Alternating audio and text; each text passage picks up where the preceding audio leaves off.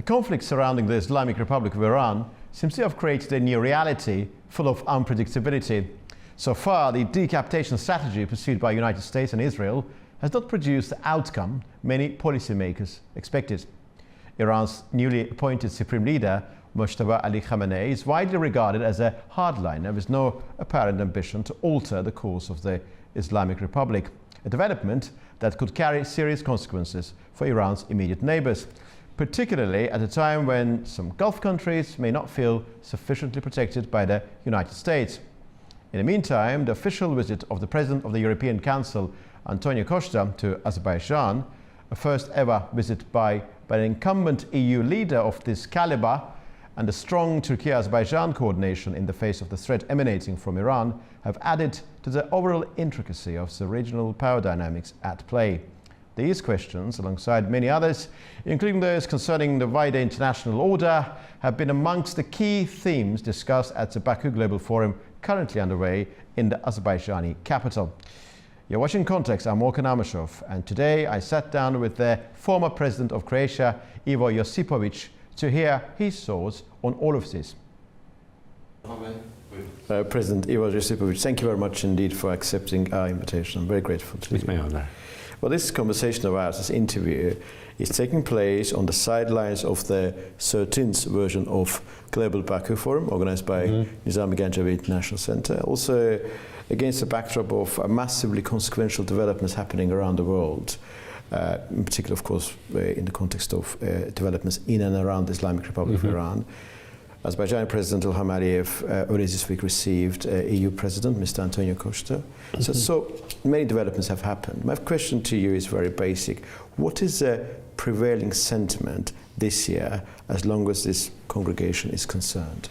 Yeah, you already answered. That means we are dealing about different subjects of international politics, very important subjects, but in every of those subjects, somewhere behind is this big crisis caused by attack on Iran.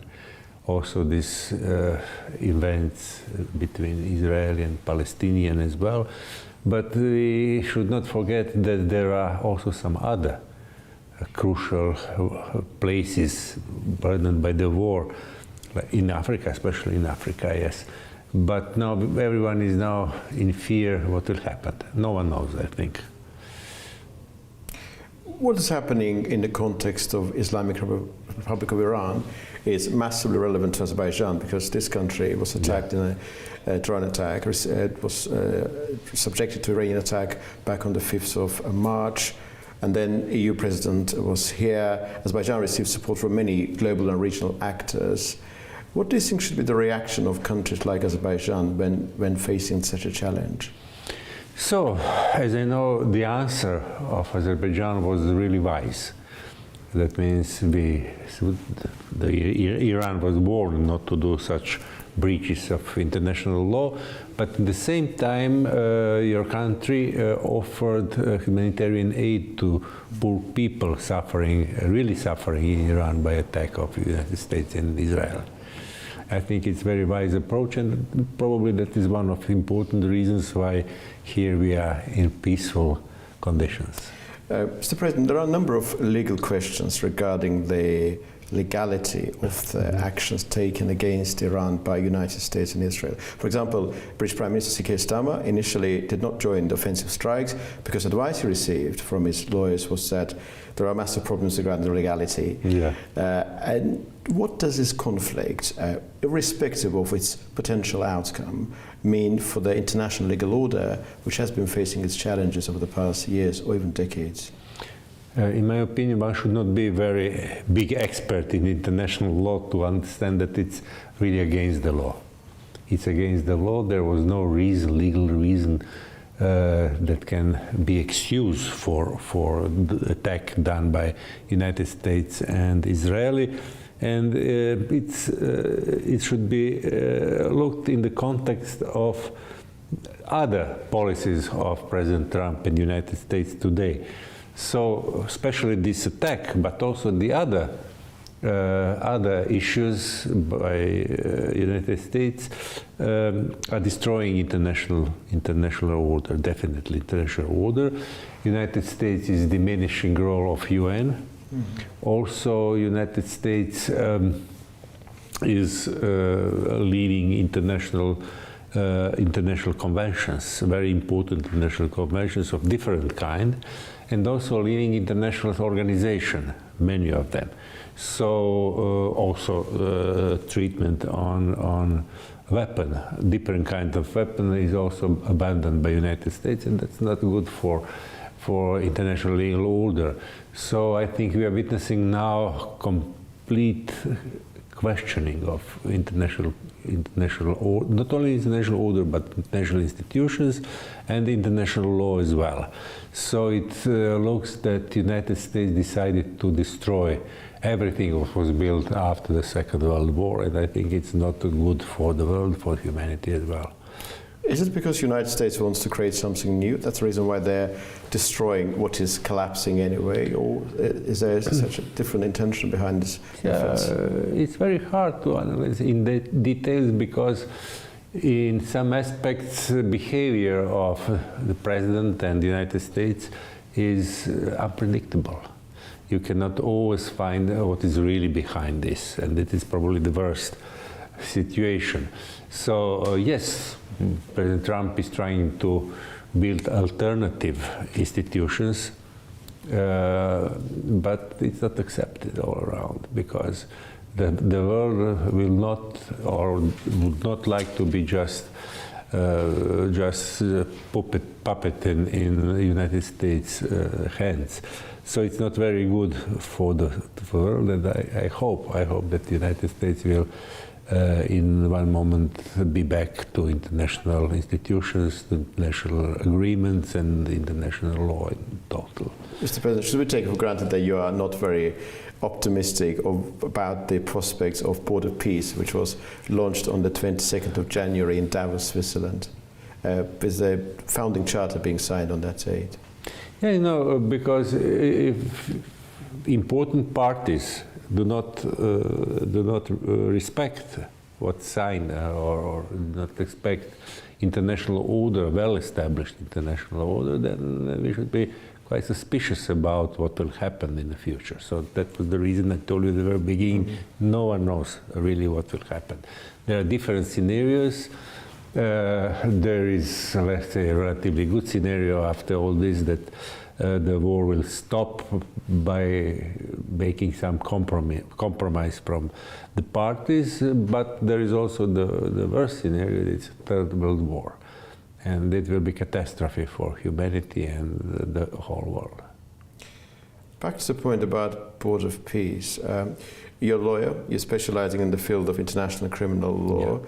The founding charter of that body, called Board of Peace, makes reference to the UN Security Council resolution adopted in November, but its remit is beyond Gaza-related matters. It projects an image of an international organization dealing with all sorts of global conflicts. Do you find it legitimate? There are many founding members there, Azerbaijan is one of them.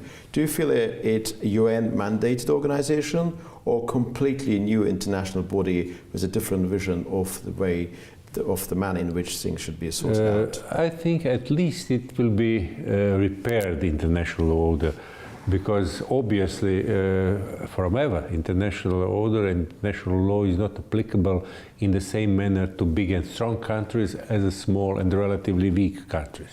So in principle the strongest countries, superpowers, do not feel many reservations when we talk about breaching international law. They just break it. So we are witnessing now that there is no respect for international law by United States, Israeli, and some other countries. Of course, Russia concerning Ukraine. So it's a really big challenge for international order. I hope that in one moment the countries, especially big countries, will understand that international order, stable order, is even in their interest. Yes, they can do whatever they want, but finally it's going to hurt even them. We see now that in the United States it's a relatively strong movement to press to President Trump to stop the war in Iran because of economy, because of security, and other important reasons for the United States as well. So this adventure, starting war in Iran, is now also harming not only in Iran, of course, Iran is the biggest victim, but also the United States. What is the essence of international law and principles, main principles of international law? I think there are not very many people loving the regime in Iran. That's one question. But the other question is it in accordance to international law to attack it without any legally based reason we can find in international law? It's kind of said that there are innumerable problems with the Islamic Republic of Iran. It may indeed be danger to its neighbors and so forth, but it doesn't necessarily mean that it's legal to attack Iran. It is being attacked now. I would like to ask one more question about the European position. Croatia joined the European Union, if memory serves me correctly, back in 2013, when you were actually governing the affairs of the nation. I signed the agreement. You signed the agreement, of course. What do you make of the wider European position when it comes to this? So it's very important, this whole issue concerning Americans' position in the international community is really touching European Union because it shows a very important fact. The fact is that European, in spite having all preconditions to be really superpower, is not superpower. It's not superpower because there is no enough unity, especially in security and foreign policy, but also in some other areas. And it's definitely now, for me, clear that if European Union will to survive and will to play important role in international relations, it should transform in some form that no politician like in European Union. I don't know anyone claiming that European Union should become United States of Europe. But I claim it because it's very important to have more efficient instruments to be equal partner to the United States, to Russia, to China, and to other big players on the globe. So if leading politicians in European Union understand it in one moment, then all outcome can be more positive.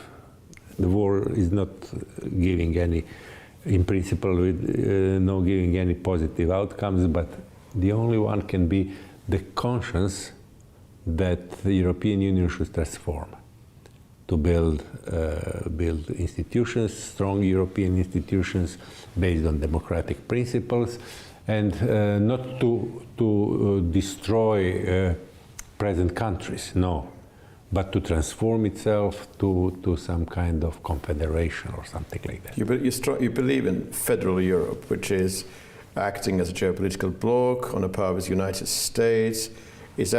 Would these elements constitute the essence of your understanding what Europe should be all about? Yeah, definitely, because today is very clear, I think, to everyone that the European Union is not a big player on the scene, not so important to influence global tendencies, and it should be changed. It should be changed because of our security, European security, and the future.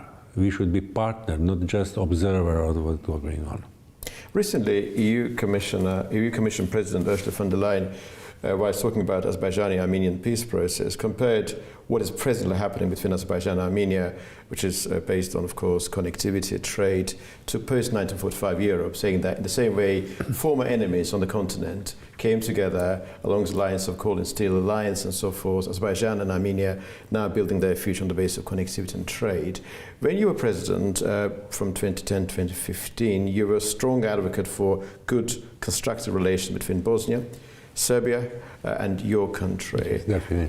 Do you see any element of comparison between the way Azerbaijan and Armenia want to build their future and the way you believe those three countries should build their future? Yes, there are many similarities.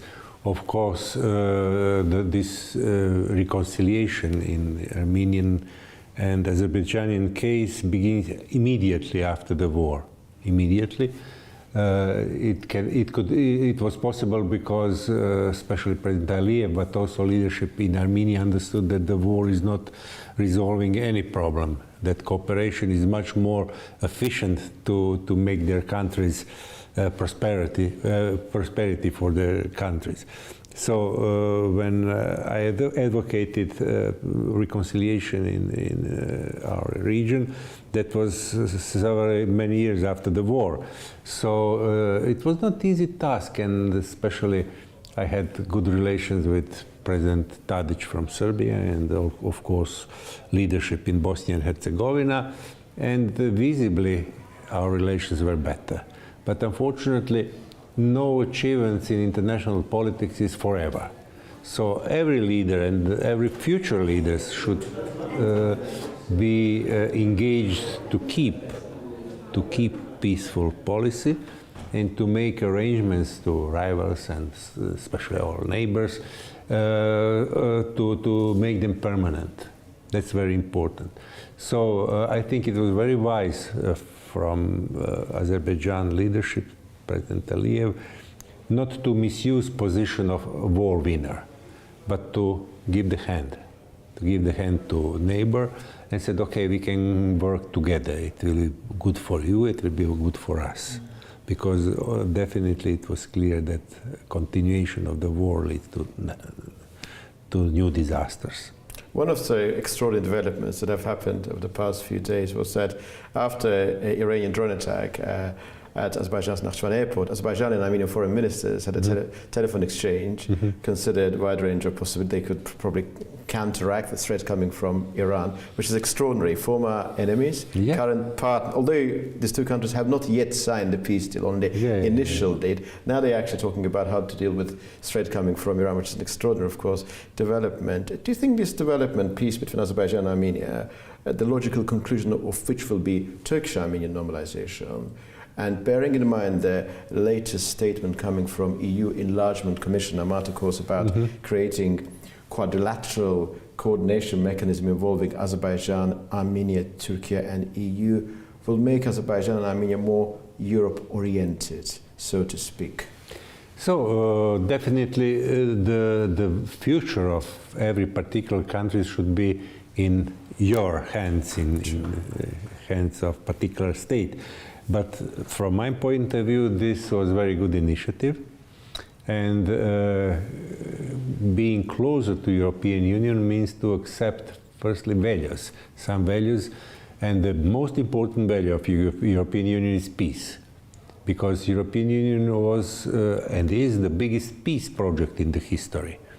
It was created and it was built more and more, having the idea of eternal peace between European countries. And it was successful because after, no European country made war between the other European country from the very beginning of European Union and predecessors of European Union. It was, this name was accepted much later. So for me it's primarily peace project, and to understand the essence of European Union we have to recall this period after the Second World War, when it was decided to replace conflict or frozen conflict for many centuries, even centuries, and to replace it to unification, united policies and peace policies, and it's successful. So having this European value integrated in the relation between Azerbaijan and Armenia, and of course Turkey as well as a big player, is a very big important step. Mr. President, very grateful to you for your time, and thank you very much indeed for your answers. Thank you.